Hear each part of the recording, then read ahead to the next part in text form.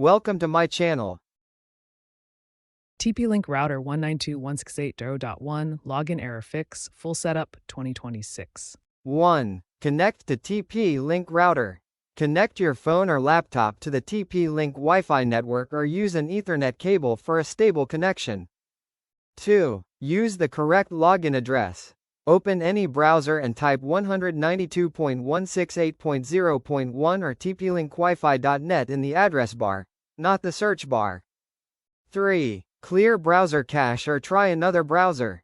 If the page does not open, clear cache, cookies or try Chrome, Edge, or Firefox.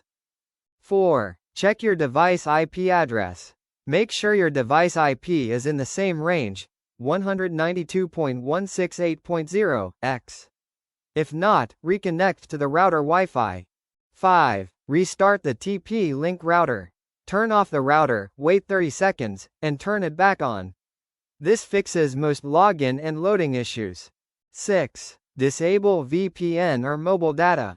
Turn off VPN, proxy, or mobile data. These can block access to the router login page. 7. Log in with correct admin details. Use the correct admin username and password. Default login is usually created during first setup or printed on the router label.